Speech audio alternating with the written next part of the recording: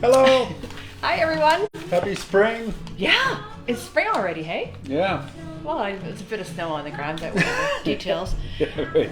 So we've got a really cool show tonight.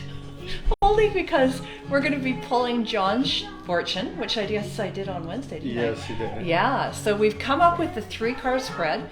And just so you guys are aware, it goes from past, present to future. And the question we have asked is, will John's performance tomorrow night, being part of Bad Monkey at the Loft, skyrocket him into fame and success for the future as a musician?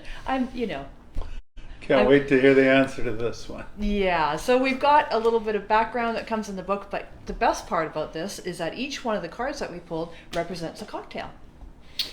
Yeah, or vice versa. In the book, Spirits of the Tarot. Is it tarot or tarot? Tarot. Yeah. Like the Fair. plant? Yeah. Like the plant. Okay. Spirits of the Tarot. They assign a drink to each of the cards you got there, I guess. Yes. So how does it work? There's like different suits? Or? Yes. So basically what it is we are using the Raiders Waite tarot deck, and there's different suits. There's major arcana and the minor arcana. And the text arcana. Yeah. No? Whatever. I'm so lost. I won't give you a whole big story. Just know that they're on the major suit. When I'll tell you if he gets one on the major suit, what that means is that's kind of sets a theme for everything that's going on in your life. So it's kind of fun. And the others are more the details, right? So, and each one of them has different representations. We could go on for days, but Queen Bee Tarot, that's where I learned how to do all this. It's kind of fun. Yes. So. Not to be confused with our neighbors down the street. Queen Bee Honey. Yes. We do everything with queens. Yeah. They've got a new. I ran into Terry. They got a new tea coming out. Oh, cool. Tell you more about that in a different episode. Yeah, totally. So should I start? Yeah. Okay. Yeah. You're driving. Alrighty. So we actually pulled the cards on Wednesday, and it's a little bit of a process.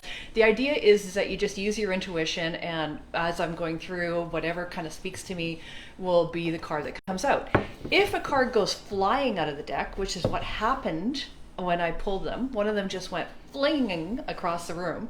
That's really meaningful, and people need to hear that. So that's going to be the future card. So I'll show you each card as we progress, but we're going to start with the first one, which is the 6 of Wands.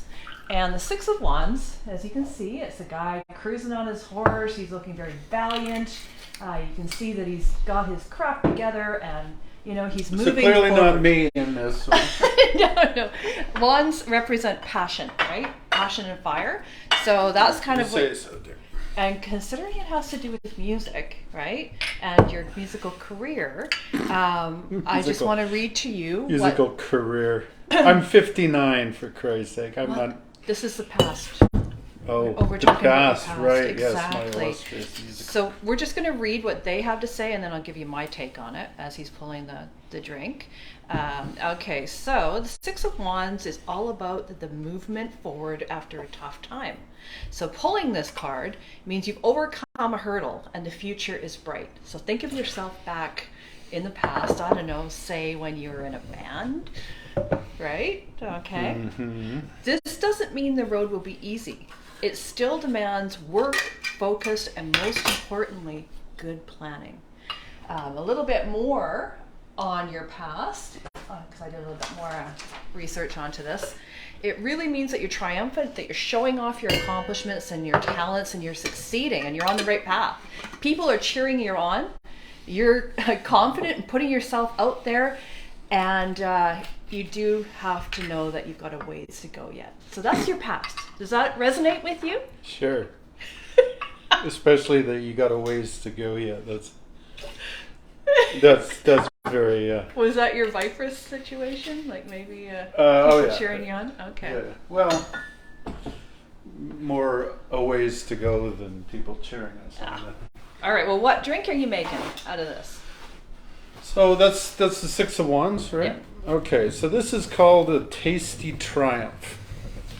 Oh, hooray! Kind It's triumphant. Kind of a dumb name, I would say, but That's okay. We're going to serve this one up in a coupe glass. We're going to garnish it with a lime wheel. Ooh. So in this one, we have 2 ounces of white rum. I ran out of the regular Bacardi stuff. I topped it up with Flor de Cana, which is really the nicer rum of the two, I think. Just my opinion.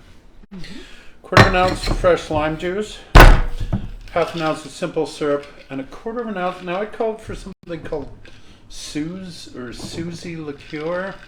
I couldn't find it anywhere. The guy at the liquor store. It's a herbal liqueur, kind of an anise based. So I could have maybe used the absinthe, but the absinthe seemed a little harsh. So I could have either gone with Pernod. I got something called Ricardo. It is a French herbal liqueur. Good Lord. And kind of blew the budget for the night on that. Oh, really? How much is that? Yeah, well, I mean, it's like $50. Yeah. So, one thing about these drinks, not sure they're easy to make. Well, I mean, they'd be easy enough to make if I could find all the stuff. That was the easiest to find the stuff for. Okay. And I had to make the trip. Oh, okay. So this is all celebrating your tasty triumph. Tasty triumph, as it were. Oh, good Lord. He's going to tell us about the spring equinox as well, because... Yeah, well, I mean, it is spring after all, and given that we are doing the tarot thing, it kind of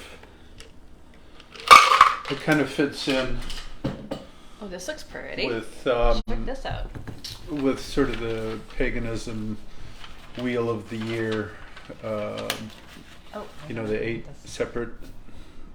separations and seasons and so on. I can't read. Can you read the comment? Because I'm blind as a bat. I will read the comment. Damon, Sue, you need a sponsor. I do. What kind of a sponsor? As in an Alcoholics Anonymous sponsor? That's kind of what... Thanks a lot. Well, he saw some vacations. There you go. That's true. I may not mean that, but I like that. That's pretty funny. That's actually really good. Wow, a tasty triumph. That's really tasty. That's yummy, hey? He always does. Yeah, it is. Really so that's supposed to be kind of a take on a daiquiri. Not the daiquiri that you think of when you get a strawberry daiquiri and it's a sweet syrupy thing. That's more the Hemingway style daiquiri. The rum forward. We did this a year or so ago. Oh, I'm sorry. I guess I should have been paying attention. So does it have like it's got a licoricey kind of... Yeah, so that's the Ricardo. Or supposedly, I've never tasted Suze or Suze or... Never mind. Next. Okay, shall we move on to the present? I think that's the best thing to do. Okay, so this, actually, the present card that we pulled is called the Star. And keeping in mind, this is from the Major Arcana. This represents the theme of this whole question and John's life. So I think it's quite interesting that you got the Star, right, in your performance. So let me just give you a little look-see. Yeah. Isn't that nice? Yeah, that's... Now this is today. Okay, so while he's getting ready, yeah? So, we didn't stack the deck or anything. This is what came up. No, this is how it worked. Yeah, sort of. Okay, this one, it says, whether the star is drawn upright or reversed, it indicates that you have just been through another very challenging time. Something that was solid has fallen around you. If the star is upright, it means you're entering a peaceful time of healing and calmness. Okay, and I won't read what it says if the star is reversed, but I did a little bit more research, and so basically... Was it upright or...? Yeah, it's upright. You're entering calmness. Oh, hooray. Yeah, it comes as a welcome reprieve after a period of destruction and turmoil. What's been going on between the past and the future? So you're entering a peaceful, loving phase of your life filled with calm energy. It's full of hope. Allow yourself to dream, to aspire, to elevate in any way possible so you can reach the stars. They're right here waiting for you. So isn't that lovely? He's doing cleansing? What are you doing? Yeah, I'm cleansing. Oh, okay. Sorry, I goofed. Oh, that's okay. All right. I made a mistake. Continue, please. So much for his that would be the period of destruction and turmoil. You're over it now. Now you're entering a thing of peace and calmness. You're really reaching on this, aren't you? What did they say about the glitter? I don't know. What did they say about the glitter? It's like, because you're a star. Well, you got it right there. Dad, you're going to have like glitter in your future. Right. All right. So this drink is called the Startini. Yeah. And it says, I just loved this. It's got, did you find all the crap for this thing? Because it's got glitter in it. Yeah. Here it is. The cocktail itself is clear, but for the edible glitter, which shimmers like the stars, and you. What absolute crap. Okay, we haven't got to your future yet, so hang on. So this calls for gin, Starfruit simple syrup, edible glitter, if you will, ladies and gentlemen, and, wait for it, Kumquat Liqueur. Edible glitter was my favorite one. Did you know that we managed to find it at Thrifty's? Well... No? I didn't get the right thing? Yeah, you did, but... I mean, it's going to work, I think. I think. Okay. What's your next one? Oh, yeah. So here's the thing. Kumquat Liqueur, I asked in a bunch of liquor stores, they just looked at me like maybe I had sprouted another thumb out of my forehead. So I tried to make some Kumquat Liqueur. I actually found kumquats. Kumquat? Kumquat. What is kumquat? It's this little fruit that kind of looks like an orange, but a miniature one, about this big, about the size of a ping pong ball. Okay. Color of an orange. So let's go through the modifications here, because I have no right to believe that this is going to taste anything like it's intended to. First of all, for the gin, I thought this would be a perfect opportunity to use some of the summer solstice gin. Oh, perfect. Yeah, we got that at the... from Bespoke Distilleries in Parksville. Yeah, local. Kumquat Liqueur, you infuse the kumquats in a neutral spirit. So now, I decided to use Pisco. If you recall, Pisco is a neutral grape spirit, as opposed to vodka, which is a neutral grain or potato spirit. It's made of grapes? Isn't that what this is? Pisco? Yeah, but it's neutral. It's distilled. It's distilled to full 40% alcohol by volume. So I instilled the kumquats in that. I added simple syrup after I strained it, or tried to strain it. And then there's the whole starfruit syrup thing. How did your straining go? Never mind. And there's the whole... I'm a little bitter about the whole thing. Then there's the whole starfruit thing. 7 different stores. No chance. I made life really difficult for him, isn't this great? But you've been through all the destruction and now you're into a peaceful mode. Oh, remember? shut up. So the whole idea with this is I was going to garnish it with a cross-section of starfruit that says star. I've lost interest in the whole thing basically, but didn't have starfruit, couldn't make the starfruit syrup. So instead I got passion fruit and I made a passion fruit syrup. So we're going to try that instead. We're going to go a half ounce of passion fruit syrup. So you're pouring everything into... We're pouring it into a mixing glass. This is really good, by the way. It's going over here, but it's really good.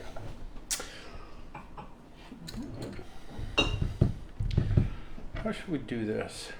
I have no idea. Yeah, it should make it through the... So I'm going to use a bar spoon of... So there is this glittery kind of sprinkle stuff. Did you see the top of it? It's from Thrifties, people. Look at this. It's a little cupcake. All right. So we're putting glitter in your drink? Yeah, well, yeah. This is fantastic. So I think the difference here is this is glittery for sure. That probably adds some sweetness to it. I think... Oh, right. I have a feeling that the edible glitter itself does not add sweetness. Where does one even get edible glitter? I've heard of it before. We were going to go to Michael's, but... Yeah, we're going to go to Michael's. I mean, I guess we could all make it a thing to pursue edible glitter, but it doesn't sound like it goes with drinks really now, does it? So also in that are these little silver stars. So... Oh, you found stars. Well, it's in with a mix of other things. I sat there and, because I have no life, sat there and picked stars out of the assorted sprinkles. You can tell I'm really enthused about this week's set of drinks, can't you? Yeah, he wasn't happy when I picked cards. I'm like, well, you know. Yeah, well, I mean, I had to give it a try. I have no idea how this is going to turn out because I literally had to manufacture or substitute 2 of the 3 main ingredients here. So I'll put your substitutions in the recipe along with... Let's see how bad it is. Yeah, exactly. We'll see how bad it is first, but one of those that we shall see. Okay. Hello, Rosemary. It's the color of starlight. Oh, goody. Whatever. You'll be fine. Now, hopefully the glitter makes it through the Hawthorne strainer. Oh, it's kind of stuck to the bottom. No, it's not. Is it? Yeah. Okay. Oh, it's sparkly, kind of. Okay, we'll take it up there quick. Oh, yeah. Okay, sorry. I don't even know if you'll be able to see it, to be honest. But if you can, on the top, it's a little sparkly. I don't know if you can see the sparkle. So you see that in the drink? Yeah, it gives it a little shimmer. I mean, how cool is that? Oh, wow. Okay. Not cool enough is the answer, folks. And then you're garnishing it? Well, yeah, it should have been. Did you want to try since it's your... No, go for it. Okay, all right. Your star. Oh, the stars are all kind of sunk into the bottom. Yeah, well, we knew that would happen. Mm-hmm. Oh, it's okay. You might like it, though. I think it's... Really sucks. You might like it. Well, it's got that kind of whatever is in there that I don't like. The whiskey. That's why. Oh, was that the... You know there's no whiskey in this, right? Oh, sorry. One of them has whiskey, doesn't it? You just love it.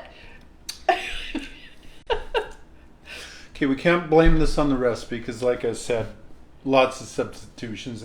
Yeah, it's weird. It tastes good, and then there's this kind of soapy aftertaste. It's probably the glitter. Well, it's still edible. Yeah, but I don't know. I don't get it. Who knows, right? Are you trying again? Oh, it looks pretty. It just... Okay, I'm going to try one more time just to see what you're talking about. Yeah. Weird aftertaste, but initially... Yeah, it's not bad. It's good. Yeah. Okay. The final one is your future. And this one was really funny because what happened when I pulled the future card, and this is, will John be a successful musician with fame and fortune, skyrocketing into fame? This one came flying out of the deck. Like I didn't even get to really do anything. This is the fuck no card. Well, let me just show it to you. And yes, it matters whether it's upside down or not. So this is John's fortune. And it is it is the 8 of Swords, in reverse. Okay, it's also known as in protection. In other words, it's not as bad as it actually looks. So it's the sort of eggs? Yeah, yeah. So shall we find out what these guys have to say about that? Oh, let's. Okay. It signifies a time of helplessness when upright. Your hands are tied. Yeah, that kind of sounds about right, yeah. And you're having difficulty seeing what the best path is to take. Everything feels like it's falling down on you and you've lost control. That's upright. Okay, that's not you. This is you. So I'm going to fall down on something if it's upside down? Right. Reverse, which is what this is, the Eight of Swords is about overcoming such challenges. See, there's a positive end here, which isn't easy either. Work to see yourself through the other side. You're making this up. No, I'm not. It's in there, and I swear to God, I actually, a little bit here. It's called, this is a blinding light, right? That you're making next? Yes, a blinding light. So it's the Eight of Swords in reverse. And the reason they call it that, because you can see that she's blindfolded, and I know it's upside down.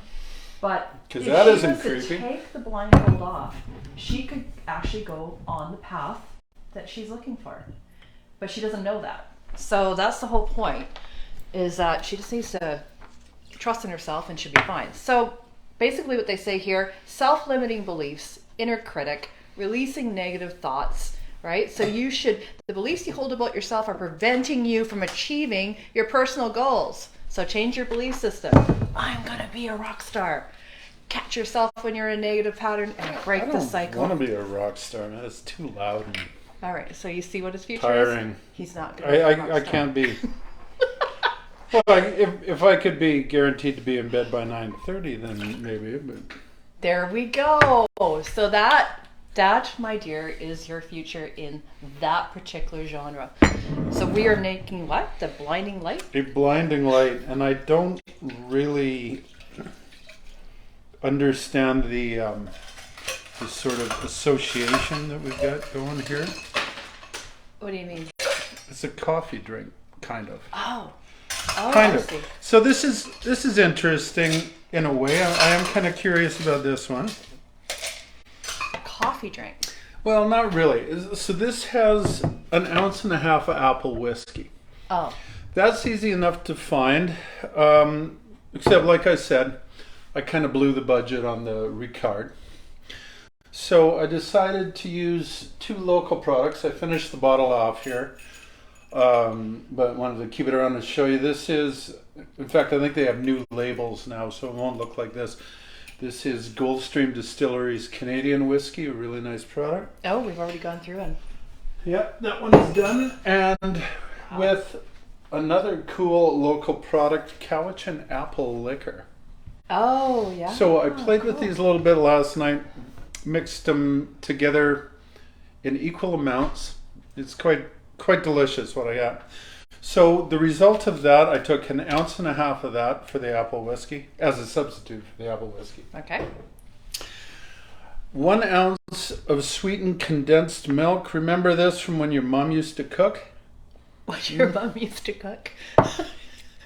Unlike any other people in your current family. Yeah. I don't know that it's as prevalent now. Comes in a can from the grocery store. Don't you make Nanaimo bars from this? I think so. I don't know. Correct me if I'm wrong. They called for 1/2 ounce of Caffe Borghetti Espresso Liqueur. So Kahlua it is. Even typing, because I had to type the recipe out beforehand, I couldn't figure out what the hell they're talking about. So it's Kahlua. Yeah, it's Kahlua, basically, yeah. And is it Grand Marnier as well? Okay. And then it said 1/4 ounce of cognac-based orange liqueur, which is basically Grand Marnier. Okay. There we go. How do I want to shake that one up? Can you shake it if it's all creamy like that? Yeah, you can do it. I'm going to stir it instead, though. I was going to say, isn't there like an air bubble issue? Or tension? I have no idea. Yeah, Or it could be. It might froth it up a fair bit. I don't know. Okay. This one's going to get served in a highball glass. Yeah, this is perfect. Looks pretty good. So you wrote something about rocks. Oh, now I get it. You dump the rocks in. I don't know. You had something on your piece of paper about rocks. Rocks glass. Oh, that's a rocks glass? Yeah. Sorry, that's just another. And So a little coffee. and you float a few espresso beans And coffee beans it is. on top. Oh, that looks pretty. It kind of looks like a Kahlua drink. Have a look. I don't want to dump it on me, but you can see the coffee. There we go. This one actually looks pretty yummy. You smelling that? Yeah. What does it smell like? I don't really like passion fruit. I've come to that conclusion. Wow. That's really good. That's very yummy. Maybe it is Nanaimo bars because that's very, very delicious. You couldn't drink more than one of those, but I don't know if I could get one down. It's a confection, but a delicious one. yeah. So blinding light is, all sugar. Well, it'll wake you up, right? Yeah, And that's the kind of the. You're reaching again. No, I'm not. It's as obvious to me as anything. It's like, it's gonna wake you up, and the coffee beans that go with it. Open your eyes. Anyways, enough of that. So is spring equinox? What does that mean? Well, so in the pagan world, pagan, by the way, I don't know. It's come to mean something that it never really intended to. Pagan. The word pagan really means country dweller. Ah. I think the root of that word is the same one that gives us peasant. Yes. It's just basically, way back, an agrarian society, everyone depended on agriculture, nature, to get along, to stay alive. And so they paid very close attention to the cycles of the year. When it becomes obvious that nature wants you dead, then you're going to pay attention, right? So the spring equinox, it used to be called Eostre, Eostre, which is clearly where Easter, Easter, came from. I'm still wondering why it wants you dead. Well, so what you grew during the spring, summer, fall is what kept you alive during the winter. Oh. You couldn't just shoot down to Safeway and grab yourself a box of rice and some beans to keep you going. I'm picturing a snowstorm. If nature didn't smile on you enough to give you a good crop and your animals to reproduce and everything, you're going to have a tough winter. Oh, I see. And then with all the other stuff that could go wrong, no modern medicine or anything, life was tough back then, right?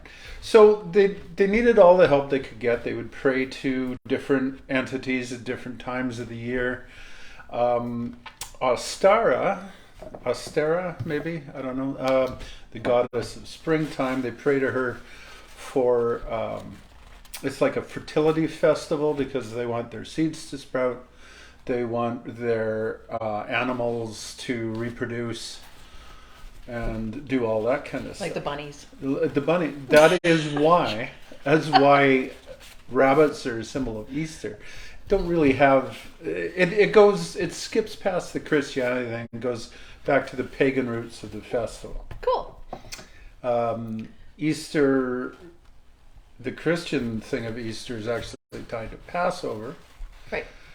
And Passover was based Why? on a Jewish holiday that worked on the Hebrew calendar, which is a lunar calendar, not a solar calendar. So that's why Easter floats around all the time. It's approximating a lunar holiday on a solar calendar. So we can talk about Easter on Easter. Yeah. But it's spring equinox, so what's the significance? Well, the spring equinox, when the sun's directly over the equator. But most importantly, it's coming back to life, which is why it fits in with the Christian take on it too, because resurrection. Coming back to life. Coming back to life, all the plants coming back to life. And Bad Monkey performing.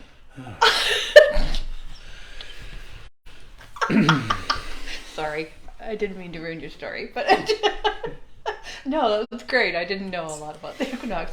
But in that, what's happening tomorrow night, John? Or do you want me to tell them? Mm-hmm. Okay, I'm going to tell them. Mm-hmm. Tomorrow night, 7 p.m., the Loft. We are going to be there as well as a few of our friends. Quite a few, as it turns out. Yeah. And John's you poor bastards. Just so you know, John's a drummer, if you don't know that. And I know every song that they're going to be playing, but we'll be there. Because we've been playing the same songs for 24 years, is why. Oh, yeah. In my basement, yes. But it's great. But you haven't heard them for that long, so... No. But we'll be dancing up a storm, wearing the running shoes. It's going to be a blast. We hope to see you there, because John's future as a star is bright if he so chooses. Right? Okay. What are we doing next week? I haven't really decided yet, unless you guys have anything in particular you want to do. I was thinking maybe of doing something on shrubs. Sure. Not the kind you plant. Uh-huh. Didn't we do one on shrubs? No, I keep threatening to, and I never get around to it. Okay. We're going to be doing one on shrubs. Maybe we can just merge it with Planaday and Aspen Ridge. All right. Okay. Anyways, hopefully we'll see some of you tomorrow night. Yeah, I'd love to see you. Yeah. I'll be definitely recording some video. It'll be better at the beginning of the night, maybe not so good later on. But it might be live, it might not. We'll see. Clearly I'm driving. Yes. All right. Have a good night, everyone. Thanks for watching. Bye, guys.